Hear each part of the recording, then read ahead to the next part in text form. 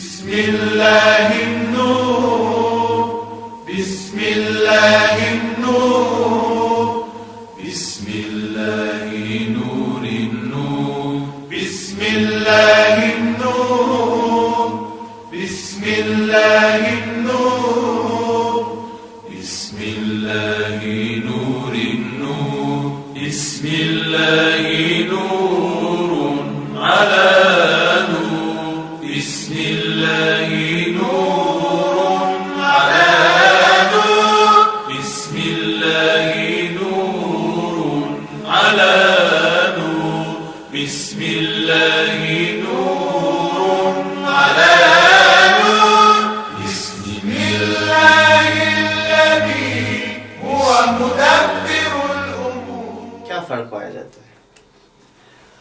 آپ دنیاوی زندگی میں جسے دنیا کے بارے میں کہا جاتا ہے کہ دنیا قریب ہے، ہم اس کو محسوس کر رہے، دن رات اس کے اندر زندگی بسر کرتے ہوئے، اس کے اندر کام انجام دیتے ہوئے اس کو بآسانی محسوس کیا کر رہے ہیں. دنیا کا لفظ نکلا ہے پست سے، دنی یعنی پست. دنیاوی زندگی ہو جائے گی پست زندگی، جبکہ اخروی زندگی ہو جائے گی ہماری جو فائنل لائف ہے، نہائی زندگی جو ہے.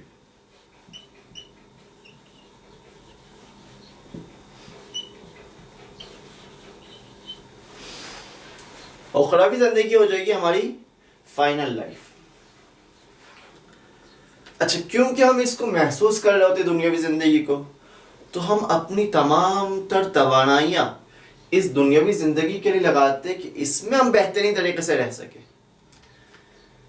اور اس کے ساتھ ہمارا انس سے ہم اس کے ساتھ اپنے حواس کے ذریعے اپنے کام انجام دے رہے ہوتے، اور اس دنیاوی زندگی کی وجہ سے ہم اس اخروی زندگی سے غافل ہو جاتے ہیں. کیونکہ اتنا ہم دنیا کے اندر مصروف ہو گئے، اتنا دنیاوی امور میں دنیاوی کاموں میں مصروف ہو جاتے ہیں، آخرت تو ہم بھول ہی جاتے ہیں کہ آخرت کی کوئی زندگی بھی ہے، ایک ہمیشہ ہمیشہ کی کوئی زندگی بھی ہے. اس سے ہم غافل رہ جاتے ہیں. کیوں اس سے غافل کیوں رہ جاتے ہیں؟ کیونکہ ہم اپنے حواس ظاہر سے جن کے ذریعے ہم دنیاوی زندگی کو درک کیا کرتے ہیں، ان حواس کے ذریعے ہم اخروی زندگی کو درک نہیں کر پاتے. اس وجہ سے کہ وہ حواس میں نہیں آ رہی ہے، ان کو میں آنکھ سے نہیں دیکھ سکتا، ان کو کان سے نہیں سن سکتا، آخرت کی زندگی کو میرے لیے محسوس نہیں ہے، میں اس کو درک نہیں کر پا رہا، لہٰذا اس سے میں غافل بیٹھ جاتا ہوں. جبکہ انسانی زندگی کے دو اسٹیجز ہیں، دو قسمیں ہیں، دو مرحلے ہیں، دنیا اور آخرت. صرف اور صرف دنیا ہماری زندگی نہیں ہے، ہم نے اصل زندگی تو آخرت میں گزارنی ہے. وہ آخرت کا مرحلہ ہے جو ہم نے طے کرنا ہے، اور اسی بارے میں خدا قرآن مجید میں بار بار فرما رہا ہوتا ہے اِنَّا لِلَّهِ وَإِنَّا إِلَيْهِ رَاجِعُونَ. ہم خدا سے ہے اور خدا کے ہی طرف پلٹیں گے. یا دوسری آیہ قرآن ہے وَلِلَّهِ غَيْبُ السَّمَاوَاتِ وَالْأَرْضِ وَإِلَيْهِ يَرْجَعُ الْأُمُورُ كُلُّهُ. ہر چیز کا پلٹنا خدا کی طرف ہے، ہر چیز خدا کی طرف پلٹے گی، ہر چیز کا اینڈ خدا ہے. ان آیات میں انسان بلکہ تمام تر مخلوقات کے بارے میں کہا جاتا ہے کہ سب کا واپسی اور سب کا لوٹنا خدا کی طرف ہی ہے. اور اس چیز کی طرف اشارہ کیا جا رہا ہے کہ انسان خدا سے آیا ہے اور خدا ہی کی طرف پلٹے گا. جو کائنات کے پہچاننے والے درس تھا، اس میں آپ نے ملاحظہ کیا کہ کائنات کے جو سیر ہے وہ ایک دائرے کی شکل میں. آپ کی خدمت میں دوبارہ اس کو پیش کرتے ہیں.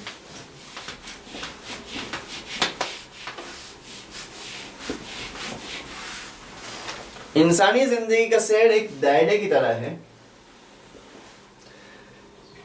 جس کی ابتدا اور سٹارٹ خدا سے ہوئی ہے، اور انسان نے اس مراحل کو طے کرنے کے بعد دنیا تک وہ انسان آ پہنچا ہے.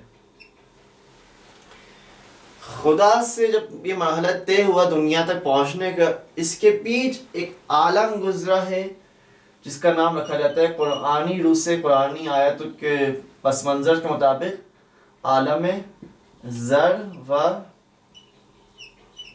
میثاق۔ یہ وہ عالم ہے جس میں خداوند متعال نے ہم اور آپ سے یہ سوال کیا، الستُ بربکم، کیا میں تمہارا رب نہیں ہوں؟ تو ہم اور آپ نے سب نے جواب دیا قالوا بلا، اے خداوند جی ہاں آپ ہمارے رب ہے۔ جس نے جلدی اس عالم زر میں خدا کے اس سوال کا جواب دیا اور بلا کہا، جی ہاں کہا، وہ جس نے جلدی جواب دیا وہ نبی بن گیا، جس نے جلدی جواب دیا وہ امام بن گیا، جس نے جلدی جواب دیا وہ نائب امام بن گیا، جس نے جلدی جواب دیا وہ ولی خدا بن گیا۔ اسی طرح ہم اور آپ جو ابھی شیعہ ہے، ہم نے بلا کا جواب دیا یہاں پر، تمام انسانیت نے بلا کا جواب دیا یہاں پر، اور اسی کے مطابق ہم عالم دنیا میں امتحان ہو رہے ہیں کہ تو نے جو جواب دیا تھا بلا کا، اب کر کے دکھاؤ۔ خدا کی جو الستُ بربکم، کیا میں تمہارا رب نہیں ہوں، اب اپنے رب کو مان کر اس کے مطابق عمل کر دکھاؤ یہاں پر اس عالم دنیا میں۔ اور پھر اس عالم دنیا سے جب ہم خدا سے اس عالم دنیا کی طرف آئے اور جب ہم مریں گے انشاءاللہ اور پھر اس عالم دنیا سے خدا کی طرف جائیں گے، تب ہم برزخ اور قیامت کے مراحل کو طے کریں گے۔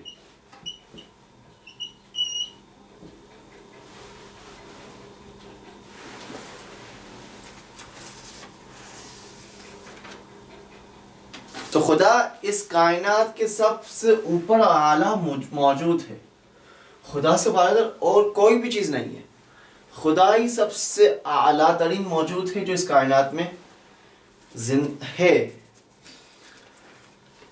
اچھا، خدا سے دنیا کی طرف آنا اسے کہا جاتا ہے اس سیر کو، جس میں ہم خدا سے دنیا کی طرف آ رہے ہوتے ہیں، چونکہ نیچے آ رہے نزول کر رہے، اسے کہا جاتا ہے سیر نزولی۔ اور یہاں پر کیونکہ دنیا سے ہم خدا کی طرف جا رہے ہوتے ہیں، اسے کہا جاتا ہے صعود کر رہے ہوتے، اوپر چڑھ رہے ہوتے، اسے کہا جاتا ہے سیر صعودی، اوپر جانا۔ یہ تو اصطلاحی نام ہے، صرف آپ کے اتنا ہی کافی ہے کہ آپ اس کو ایک دفعہ سن لیں، اس کے بارے میں جو ڈیٹیلز ہیں انشاءاللہ تفصیل سے انشاءاللہ آئندہ کلاسوں میں آپ کی خدمت میں پیش کیے جائیں گے۔ اچھا، یہ ایسا نہیں ہے کہ ایک سیدھی لائن کی طرح نہیں ہے کہ خدا سے ہم یوں ہی آئے اور پھر یوں ہی واپس پلٹ رہے، نہیں، یوں آ رہے اور الگ دوسرے راستے سے خدا کی طرف پلٹ رہے ہیں۔ وہی راستہ نہیں ہے جس راستے سے ہم آئے اسی راستے سے ہم پلٹ جائیں، دو مختلف راستے ہیں، ایک راستے سے خدا کی طرف سے آ رہے اور ایک دوسرے راستے سے خدا کی طرف ہم واپس پلٹیں گے۔ تو انسان کی اس کے مطابق 3 زندگیاں ہو جائیں گی۔ ایک، یہاں پر ملاحظہ کر رہے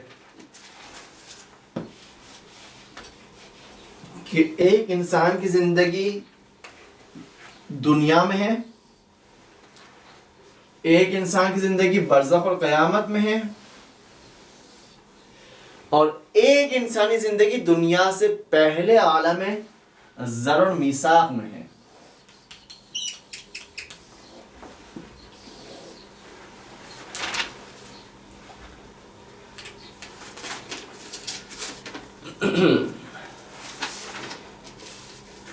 اچھا، دنیاوی زندگی کے جو سفر ہے، ہم دنیاوی زندگی کے سفر انتہا کر ختم کر آخرت کے سفر کو ہم آغاز کرتے، اسٹارٹ کرتے، اور آخرت کا سفر ایک طولانی سفر ہے، ایک ہمیشہ رہنے والی لائف ہے جس کی ابتدا موت سے ہو رہی ہے، اور اس کے بعد جب انسان اس دنیا سے مر جاتا ہے اس کے بعد برزخ کے مراحل اور پھر قیامت کے مراحل ہوتے ہیں۔ قرآن کریم موت کے بارے میں کہتا ہے اِلَىٰ رَبِّكَ يَوْمَئِذٍ الْمَسَاقُ، سورہ قیامت کی آیت ہے، سورہ قیامت کی آیت نمبر 12. اِلَىٰ رَبِّكَ يَوْمَئِذٍ الْمُسْتَقَرُّ. دو آیت ہے، ایک آیت نمبر 30 ہے، ایک آیت نمبر 12 ہے، 12 ہے. اِلَىٰ رَبِّكَ يَوْمَئِذٍ الْمُسْتَقَرُّ.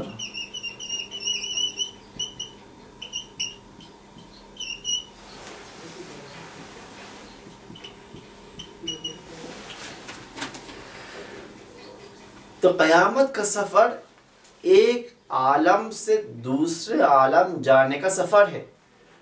آپ عالم دنیا سے عالم برزخ اور قیامت کی طرف سفر کیا کرتے ہیں، اور یہ ہے قیامت کا سفر، آخرت کا سفر. اس بنا پر ہماری پوری زندگی خدا تک پہنچنے کا سفر ہے، خدا تک رسائی حاصل کرنے کا سفر ہے. ہم خدا کی طرف سفر، اپنی طرف اپنا سفر کر رہے ہیں.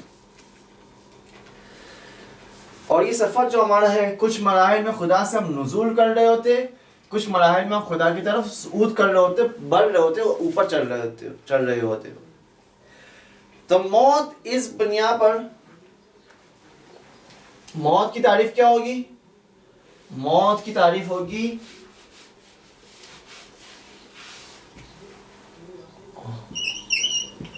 موت یعنی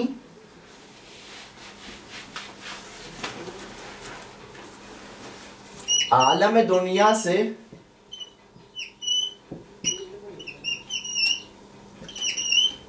عالم برزخ کا سفر.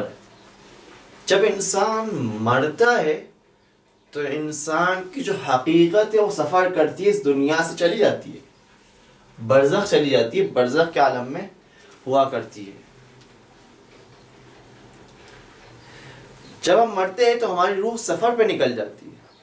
اس روح کے سفر کا آغاز اور ابتدا اس دنیا سے برزخ کی طرف جانا ہوتا ہے، اس کے بعد برزخ سے قیامت کی طرف جانا. اور رسول خدا نے یہی فرمایا کہ ما خلقتم للفنا بل خلقتم للبقاء. تمہیں خلق نہیں کیا کہ فنا کے لیے تم ختم ہو جاؤ، بلکہ تمہیں خلق کیا کہ بقا کے لیے تم ہمیشہ ہمیشہ کی زندگی گزارو گے، ہمیشہ ہمیشہ زندگی کے لیے زندہ رہو گے. تم مرنے والی چیز ہی نہیں ہو. دنیاوی زندگی انسان کے لیے سبب بنتی ہے کہ انسان اپنی اصل حقیقت سے غافل رہ جائے، اپنے سامنے جو اس کا سفر ہے، جو طولانی ہمیشہ ہمیشہ کا سفر ہے، اس سے غافل رہ جائے. کیوں؟ جب انسان اپنے آپ کو محدود کر دے کہ میں از اکول ٹو میرا جسم، میں صرف اور صرف میرے جسم کی حد تک ہی ہوں، میرے بدن تک کی ہوں، بدن سے ہٹ کر اس کے علاوہ اور کچھ بھی نہیں ہوں میں. جب انسان یہ سمجھ بیٹھے تب انسان جو ہمیشہ ہمیشہ کی زندگی اس سے غافل ہو جائے گا. جبکہ میں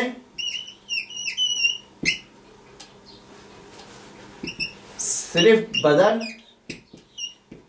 نہیں ہوں، میں بدن کے علاوہ میری حقیقت کچھ اور ہے.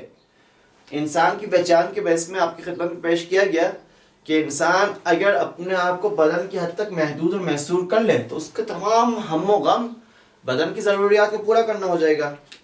میں پوری طاقت اور توانائی اپنی لگاؤں گا کھانے پینے کی چیزوں کو حل کرنے کے لیے، سونے اور کھیلنے کودنے والی چیزوں میں، جبکہ میری اصل حقیقت تو میرا بدن نہیں ہے. میری اصل حقیقت میری روح ہے. تو مجھے چاہیے کہ میں ہمیشہ ہمیشہ زندگی کے لیے میں اپنی روح کو تیار کروں، روح کی پروان چلاؤں. بلکہ قرآن کریم تو یہ کہہ رہا ہے کہ دنیاوی زندگی انسان کو فریب اور دھوکہ دینے کا وسیلہ بنتی ہے. آیت قرآن ہے سورہ حدید کی 20 نمبر کی آیت، سورہ حدید آیت نمبر 20. وَمَا الْحَيَاةُ الدُّنْيَا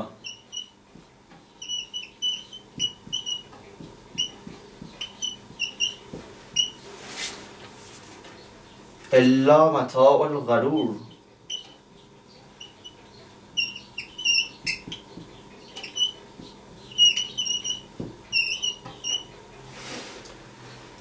دنیاوی زندگی نہیں ہے مگر یہ کہ انسان کے فریب کا وسیلہ ہے.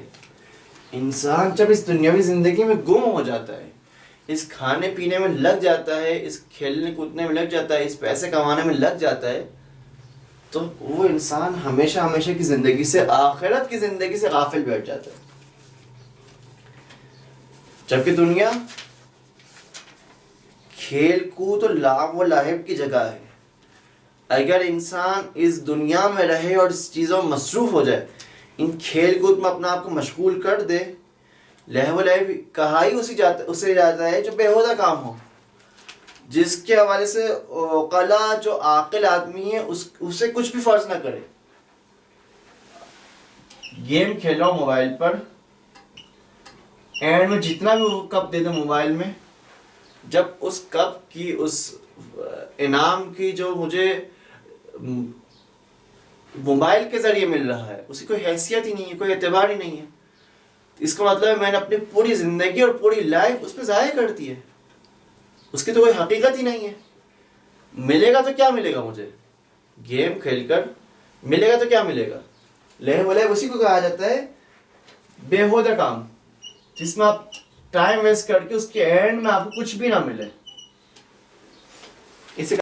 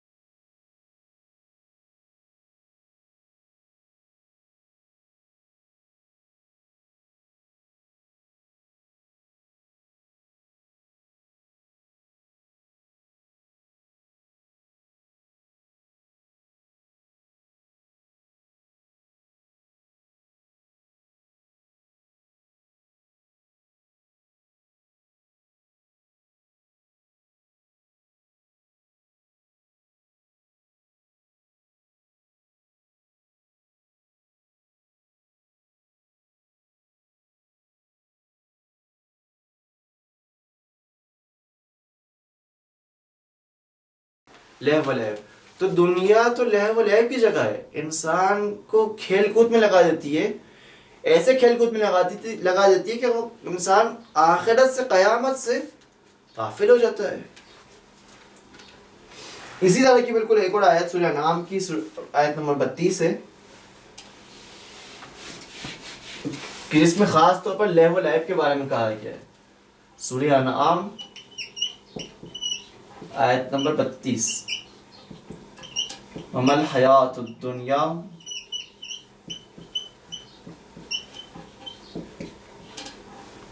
إِلَّا لَهْوٌ وَلَعِبٌ.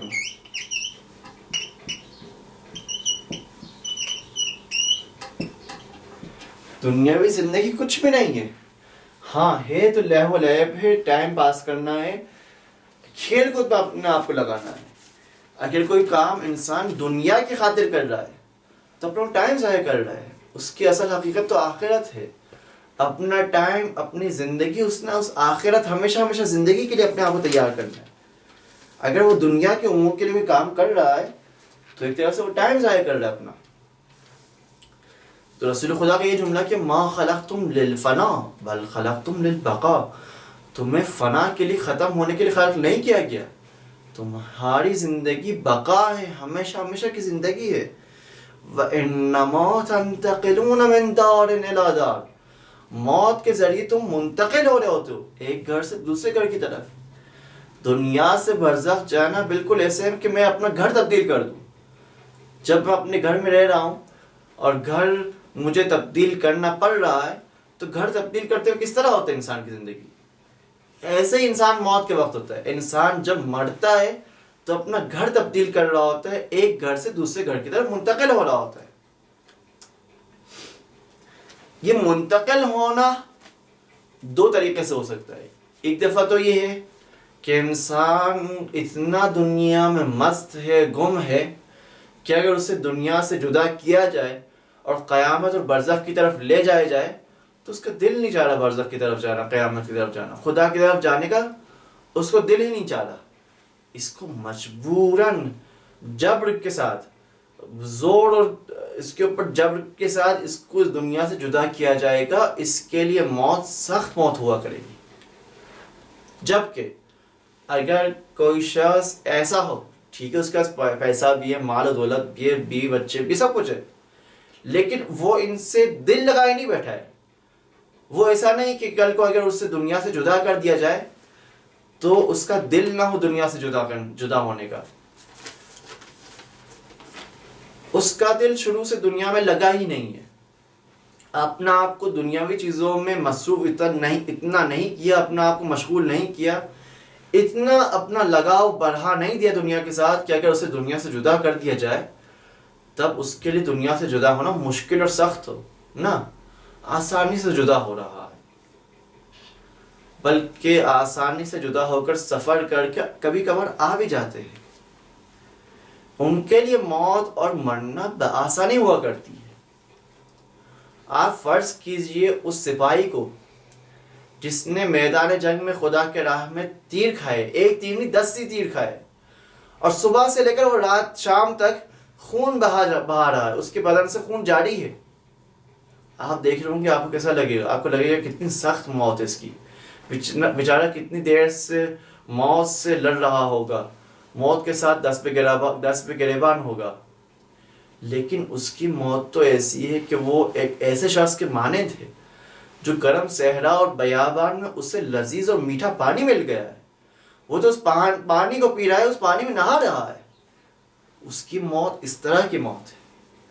جبکہ اس کے بالکل برعکس وہ شخص جس نے اپنی زندگی دنیا میں لگا دی ہے، ہمیشہ زندگی کے لیے لگا دی، اپنا پورا ٹائم اس میں ضائع کر دیا، پوری زندگی، پوری توانائی اپنی دنیا کو حاصل کرنے کے لیے توانائیاں لگا دی ہے، اب اگر وہ مرتا ہے اور ایک گولی کھا کر ہی مر جاتا ہے، فوراً سے مر جاتا ہے، آپ کو تو ایسا لگتا ہے چلو یہ فوراً سے مر گیا، اس کو درد محسوس نہیں ہوا ہوگا موت کا، جبکہ کیونکہ اس کی پوری توجہ دنیا کی طرف تھی، اس کا پورا دل دنیا کی طرف لگا ہوا تھا، اب جب اسے دنیا سے جدا کیا جا رہا ہے تب وہ اس کے لیے دنیا سے جدا ہونا انتہائی سخت ہے، انتہائی سخت، اتنا سخت کہ جو روایت میں کہا جاتا ہے کہ موت کے وقت گویا ایسا ہے کہ انسان کے بدن کو چھری سے کاٹا جا رہا ہے۔ اس طرح جب انسان کو جدا کرنا مشکل ہو انسان کا، کہ انسان کو اس دنیا سے جس سے اس نے دل لگائے رکھا ہے اس سے جب جدا کرنا چاہے، اگر اس نے اتنا ہی اپنا آپ کو دنیا سے وابستہ کر دیا ہو، اتنا ہی اپنا دل دنیا میں لگا لیا ہو، تب اس کو جدا کرنا اسی طرح ہی چھری کینچی سے ہوا کرے گی، کہ اس کو دنیا سے جدا کرنا اس کے لیے انتہائی درد بھرا چیز ہوگی۔ لہٰذا جب اس کو اس دنیا سے جدا کیا جائے گا اور وہ ملک الموت کے فرشتے آئیں گے، تو ملک الموت کے فرشتے اس کو دیکھ کے اس کے سر پر اور اس کے پشت میں مارنا شروع کر دیں گے کہ تم مر رہے ہو، تمہارے پاس تم نے کچھ اعمال صالحہ انجام دیے ہی نہیں، تم بغیر ہاتھ کے، خالی ہاتھ کے آ رہے ہو قیامت میں۔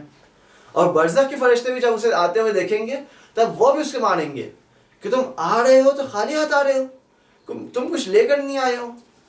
تو انسانی موت دو طریقے کی ہوا کرتی ہے،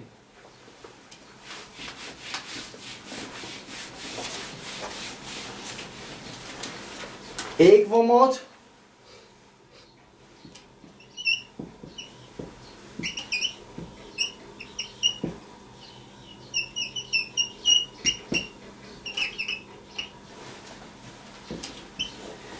ایک وہ جو جبری طریقے سے، جس میں آپ کو اضطرار کیا جاتا ہے، مستر کیا جاتا ہے، وہ بندہ جس نے دل لگا لیا ہوتا ہے دنیا سے، وہ جب مرتا ہے تو اس کو اس دنیا سے جدا کرنا انتہائی مشکل ہوتا ہے۔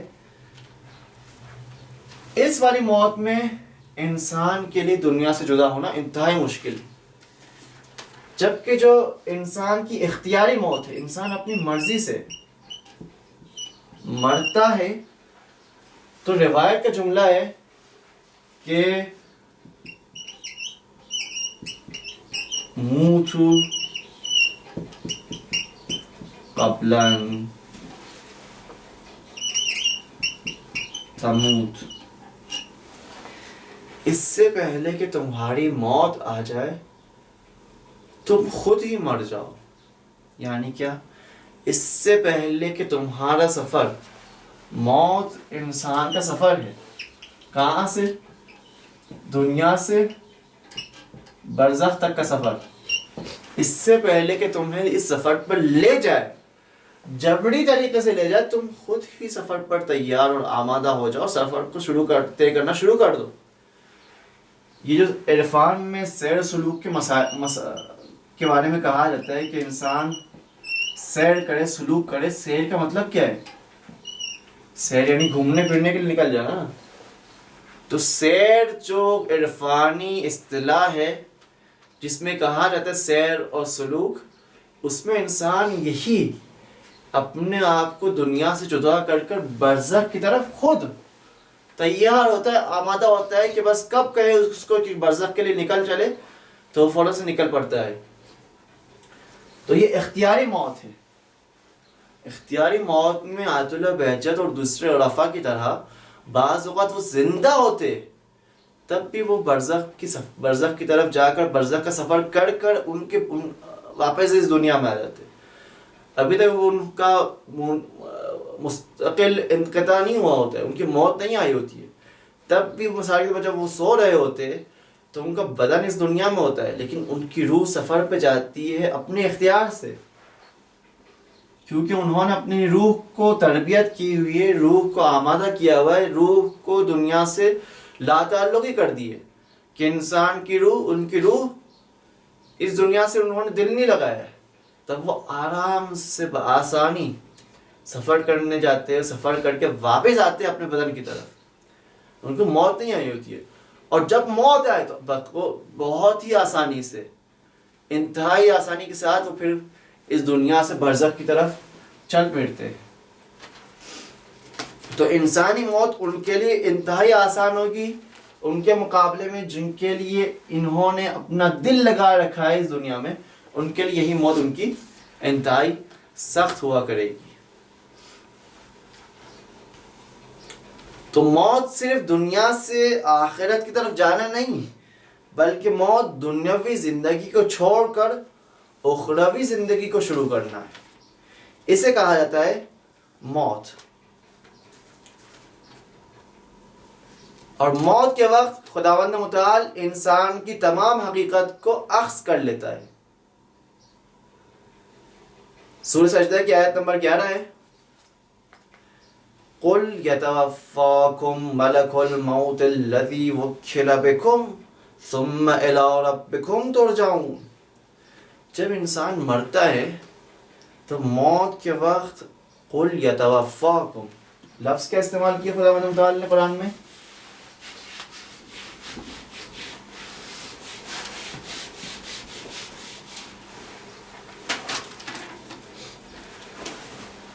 سورہ سجدہ کی 11 نمبر کی آیت، قُلْ يَتَوَفَّاكُمْ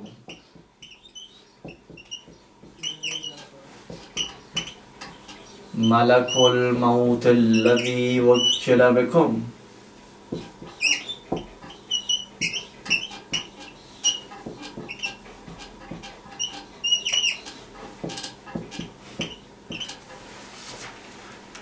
لفظ کا اس میں استعمال ہو رہا ہے یتوفاکم. یتوفاکم توفی یعنی انسان کی پوری حقیقت کو لے لینا. انسان جب مرتا ہے اور ملک الموت انسان کی روح کو قبض کرتا ہے، ہم دیکھتے ہیں کہ انسانی جسم تو یہیں پہ پڑا ہوا ہے. تو خدا جو کہہ رہا ہے کہ میں نے تمہاری پوری حقیقت کو لے لیا ہے، تو انسان کی حقیقت اگر جسم ہو تو اس کی حقیقت تو اسی دنیا میں رہ رہی ہے. اس کی حقیقت تو قبر کے اندر جا رہی ہے، اس کی حقیقت تو راکھ بن رہی ہے، ختم ہو جا رہی ہے. تو خدا جو کہہ رہا ہے کہ خدا انسان کی تمام حقیقت کو قبض کر رہا ہوتا ہے، اخذ کر رہا ہوتا ہے، لے رہا ہوتا ہے، تو وہ انسان کی کون سی حقیقت ہے؟ تو وہ انسان کی روح ہے. خدا انسان کی روح کو قبض کیا کر رہا ہوتا ہے. قُلْ يَتَوَفَّاكُمْ، توفی کر رہا ہوتا ہے. توفی کا مطلب انسان کی روح کو قبض کرنا. اس کا مطلب یہ کہ انسان کی حقیقت اس کی روح ہے، نہ کہ اس کا جسم. اور یہ روح ہے جسے ملک الموت اسے لے لیا کرتا ہے، اخذ کر لیا کرتا ہے. بدن کی ویلیو تب تک ہے جب تک انسان اس بدن کے ساتھ اس کا تعلق ہے. لیکن جب انسان مر جاتا ہے تو مرنے کے بعد انسان کا اس بدن سے اس کا تعلق ختم ہو جاتا ہے، صرف اور صرف اس کی روح باقی رہتی ہے. تو خدا جو انسان کو کی حقیقت کو لے رہا ہوتا ہے، اس کی روح کو قبض کر رہا ہوتا ہے، اس کی روح کو اخذ کر رہا ہوتا ہے. اسی بنا پر موت کی حقیقت انسان کا ختم ہو جانا نہیں ہے، موت کی حقیقت انسان کا راکھ ہو جانا نہیں ہے، بلکہ موت کی حقیقت انسان کا اس انسانی جلد سے نکل جانا ہے. بالکل اس طرح جس طرح آپ کپڑے چینج کیا کرتے، کپڑے تبدیل کیا کرتے ہیں، ایک شرٹ اتار کے دوسرا شرٹ پہن رہے ہوتے ہیں. جب اپنا شرٹ تبدیل کر رہے ہوتے، کیا شرٹ تبدیل کرنے سے آپ تبدیل ہو جائیں گے؟ شرٹ تبدیل کرنے سے آپ کبھی تبدیل نہیں ہو رہے. اسی طرح انسانی جسم جو اس دنیا میں انسان کو دیا گیا ہے، جس کو انسان نے اس دنیا میں اوڑے رکھا ہے، جب انسان مرتا ہے تب انسان اس انسانی جسم بدن کو اتارتا ہے. خداوند متعال اس کو دوسرا بدن دیتا ہے، دنیاوی بدن کو اتارتا ہے، برزخ کا بدن انسان کو دیتا ہے. انسان برزخ کے بدن کو پہنتا ہے، اور پھر جب قیامت میں جانا ہوتا ہے تو انسان بس برزخ کے شرٹ کو، برزخ کے بدن کو اتارتا ہے، اور پھر قیامت کے شرٹ کو، قیامت کے بدن کو پہنتا ہے. تو انسان مختلف شرٹس تبدیل کر رہا ہوتا ہے. موت میں انسان کی حقیقت، انسان کی انسانیت، انسان کی روح تبدیل نہیں ہو رہی ہوتی. ایران کے ایک بہت ہی جید عالم دین مفسر قرآن حضرت آیت اللہ العظمہ جوادی عاملی کا جملہ ہے موت کے بارے میں، کہ انسان موت، فارسی میں جملہ لکھتے ہیں، انشاءاللہ پھر بعد میں اس کو اردو میں آپ کی خدمت میں بیان کرتے ہیں. موت فارسی میں جملہ ہے، موت پوسیدہ نیست از پوست بدر آمدن است. موت انسان کا پوسیدہ ہو جانا، راکھ ہو جانے کا نام نہیں ہے، بلکہ موت انسان کا اس جسمانی بدن سے نکل آنے کا نام ہے. اسے کہا جاتا ہے موت. موت وہ چیز نہیں ہے جو ہم سمجھ رہے ہوتے کہ انسان موت مر گیا تو ختم ہو گیا. نہیں، انسان موت کے بعد زندہ ہے، ہمیشہ ہمیشہ کی زندگی گزارنی ہے. انسان مرنے سے، موت سے وہ ختم نہیں ہو جاتا. اب آئیے کچھ موت پر، قیامت پر دلائل کی طرف نظر ڈالتے ہیں. قیامت کے حوالے سے مختلف دلائل پیش کیے جا سکتے ہیں. کچھ دلائل ہمارے قیامت پر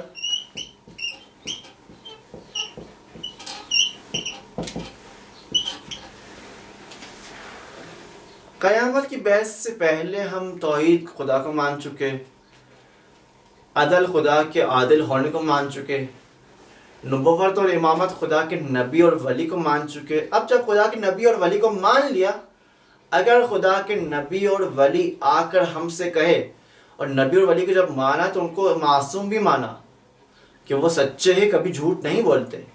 جب ان کو معصوم بھی مان لیا، تب اگر وہ آ کر کہے کہ قیامت ہے اور معاد ہے، تو ان کے کہے کو ہم مان لیں گے. ان کے اخبار کے ذریعے ان کے بتانا ہی کافی صرف ہمارے لیے کہ قیامت ہے، اور ان کے بتانے سے قیامت ہمارے لیے ثابت ہو جائے گا. انبیاء اور ائمہ علیہ السلام سے جو روایات ہے، ان روایات میں قیامت کے بارے میں کہا گیا کہ قیامت ہے. انسان اس دنیا میں مرنے کے بعد ختم نہیں ہو جا رہا ہے. انسان قیامت میں انسان جائے گا اور انسان کے لیے ایک دوسری ہمیشہ ہمیشہ کی زندگی اس کے لیے ہے. اور اگر کوئی سوال یہ کرے کہ انسان کو خدا دوبارہ کیسے خلق کرے گا، یہ وہی سوال ہے کہ جسے سورہ یاسین میں بیان کیا گیا. وہ مشرک جس نے اپنے ہاتھ میں ہڈی لے کر آیا تھا رسول خدا کی خدمت میں کہ رسول خدا یہ ہڈی کو پھر وہ نچوڑ کے ختم کر دیا، پاؤڈر بنا دیا اس کا. رسول خدا اس انسان کو خدا کیسے دوبارہ زندہ کرے گا؟ تب وہ سورہ یاسین کی آیت کہ جس نے انسان کو جب وہ کچھ تھا ہی نہیں، ذکر کے قابل ہی نہیں تھا، عدم تھا، تب خدا نے خلق کر کے بنا لیا. تب تو ابھی بھی اس کا تو پاؤڈر تو باقی ہے، اس میں کچھ نہ کچھ چیز تو رہ گئی ہے. اس سے دوبارہ انسان بنانے میں کے لیے خدا کے لیے کیا سختی ہے، کیا مشکل ہے؟ جس خدا نے انسان کو نیستی سے، عدم سے، جب کچھ نہیں تھا تب بنا لیا، تو اب خدا کا دوبارہ انسان بنانا خدا کے لیے کیا مشکل ہے؟ اور اس کے علاوہ قیامت پر ایک اور دلیل، انسان اپنے اندر کچھ ایسے تمایلات رکھتا ہے، ایسے خواہشات رکھتا ہے. کیسے خواہشات؟ انسانی خواہشات. کون سی خواہشات؟ میں چاہتا ہوں کہ ہمیشہ زندہ رہوں. میرے اندر ہے کہ نہیں ہے؟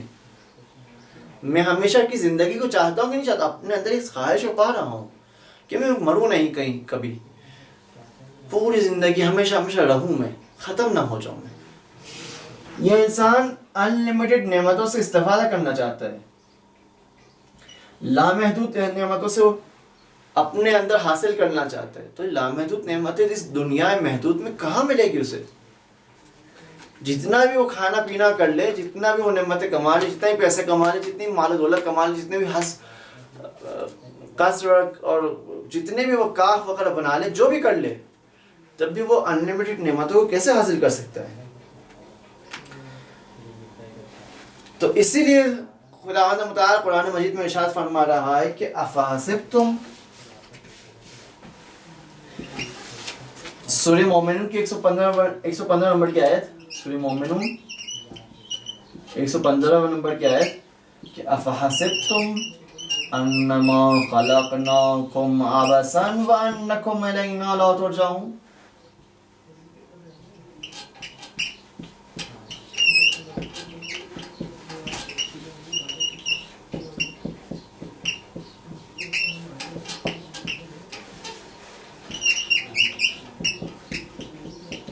کیا تم یہ گمان کرتے ہو کہ ہم نے تمہیں عبث، لغو، بیہودہ، خامہ خلق کر دیا تمہیں؟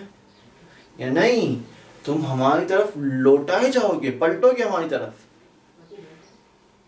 جب ہم نے خدا کی طرف جانا ہے تو کیا ہم اسی طرح ہی جائیں گے؟ ہم فارغ بیٹھے ہوئے یہاں پر کھیل کود کر کے خدا کی طرف جانا ہے کیا؟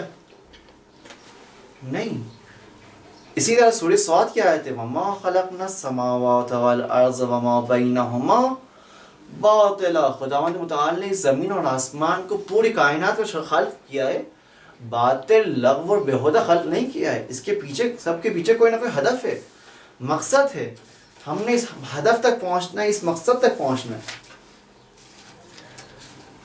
اب ایک سوال جو غالباً ذہنوں میں آتا ہے کہ کیا ابھی جنت اور جہنم خلق ہو چکے ہیں؟ اسی سوال کے بارے میں امام رضا علیہ السلام اپنی کتاب عیون اخبار رضا میں ان کی روایت موجود ہے کہ امام رضا علیہ السلام سے یہ سوال پوچھا گیا تو امام نے جواب دیا نعم وَإِنَّ رَسُولَ اللَّهِ قَدْ دَخَلَ الْجَنَّةَ وَالنَّارَ لَمَّا عُرِجَ بِهِ إِلَى السَّمَاءِ. رسول خدا جنت اور جہنم کو دیکھ رہے تھے، یعنی جنت اور جہنم اس وقت بھی موجود تھے جب رسول خدا نے اس سفر معراج پر گئے تھے. یہ ایسا نہیں کہ ابھی کی خلق ہو جنت اور جہنم، کہ ہم مریں گے تب پھر جا کے انسان کے لیے جنت اور جہنم خلق ہوں گے. نہیں، انسان کے لیے جنت اور جہنم اس وقت خلق ہو چکے ہیں انسان کے اس دنیا سے آنے سے پہلے، بلکہ قرآنی آیات اور روایت کے مطابق انسان تو ابھی جنت میں ہے. وَأَمَّا الْقَاسِطُونَ فَكَانُوا لِجَهَنَّمَ حَطَبًا. وہ جو ظالم ہے، جو قاسط ہے، وہ ابھی فکانو ابھی وہ جہنم میں ہے، ابھی جہنم میں ہے، لیکن یہ ضرور ہے کہ وہ جہنم کی آگ جو ان کو جلا رہی ہے وہ درک نہیں کر پا رہے ہوں گے شاید. جو رزق حرام کھا رہا ہے، جو مال یتیم کو ظلم کر کے اس پر کھا رہا ہے، وہ ابھی جہنم کی آنکھ کھا رہا ہے. اس کے سامنے پردے لگے ہوئے، اس کو نظر نہیں آ رہا ہے کہ جو چیز کھا رہا ہے وہ جہنم ہے، وہ ابھی جل رہا ہے، اس کو یہ محسوس نہیں ہو رہا ہے. اسی طرح وہ شخص جو جنتی ہے وہ شخص خود ابھی جنت میں ہے، بلکہ وہ خود جنت ہے. سورہ واقعہ کی آیت فروح و ریحان و جنت نعیم، جو شخص جنت میں اس کے لیے روح ریحان ہے. اس کے لیے نہ کہا گیا قرآن میں، اس کے لیے فلہ روح و ریحان نہیں کہا گیا، بلکہ کہا گیا فروح و ریحان. خود وہ شخص روح و ریحان ہے، خود وہ شخص جنت کی نعمتوں میں سے. تو وہ شخص جو اچھے کام کر رہا ہے ابھی وہ جنت میں ہے، اور جو شخص برے کام کر رہا ہے ابھی وہ جہنم میں، اگرچہ وہ درک نہ کر رہا ہو، نہ سمجھ پا رہا ہو.